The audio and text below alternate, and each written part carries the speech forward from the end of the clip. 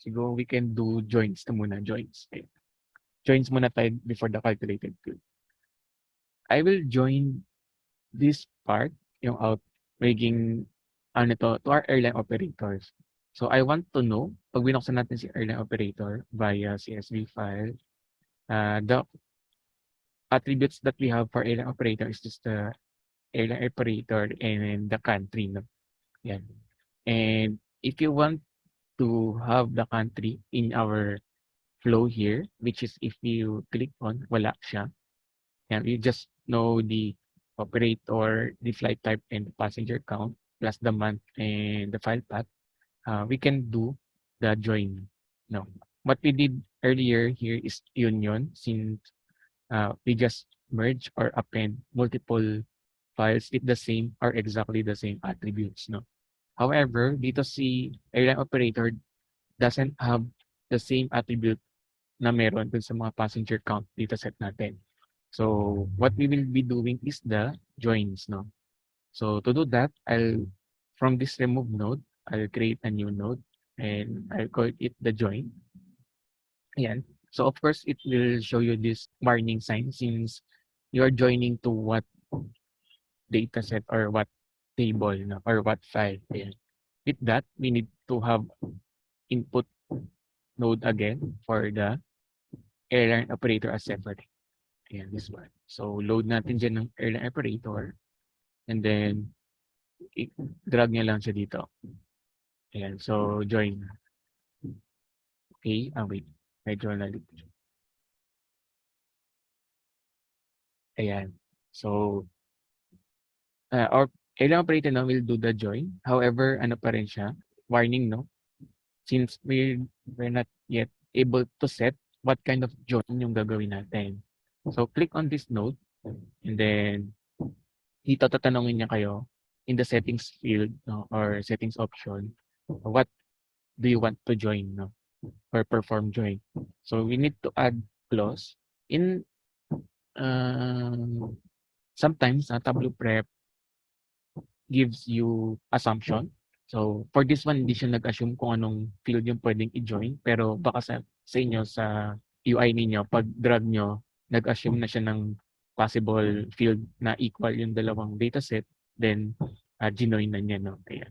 So in case meron na siya, you can see here kung ano yung in-assume ni Tableau prep na possible attribute na pareha sila.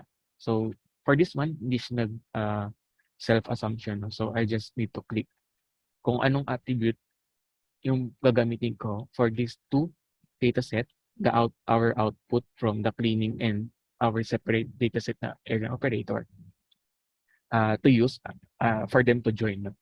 So obviously, they're common using this attribute. So I'll select this one for the passenger count dataset and this one for the airline operator. And then once you are able to select yung attributes na gusto mong gamitin, you will be having this output here, no? Ayan. Then scroll down kay konti, you have here the join type.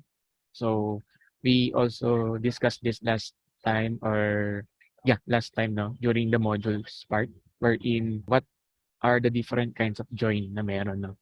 If you want to just extract all the data has matching with the airline operator, so use the inner join. So this will be your output for inner join. No? Ayan. So makikita nyo nag-red dito. Meron ditong Asia na airlines wherein it doesn't exist, no, in maybe here sa passenger count. So may red siya. Meaning, pag pinerform natin yung join, wala to.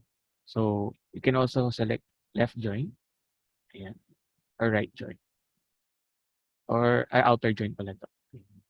So either way, of course, the join will depend on what dataset you have, no, in mind. So for me, since I'm working with the passenger count, I'll click the left join. Ayan. So I want to check if there are existing flights, no, or passenger counts for the flights dataset that doesn't have country. After this one, you can click on the output node na or another clean step if you need to perform another clean step. So I think I can already save this one. So click ko lang to and then output. Yan. So passenger count. Rename ko na to. Passenger count with country. Yan. To save niyo yung file, you can rename the file na passenger with country. Kaya bahala kung ano. And run flow. You will have the file with ano na, passenger count plus the airline operators and yung flow niya.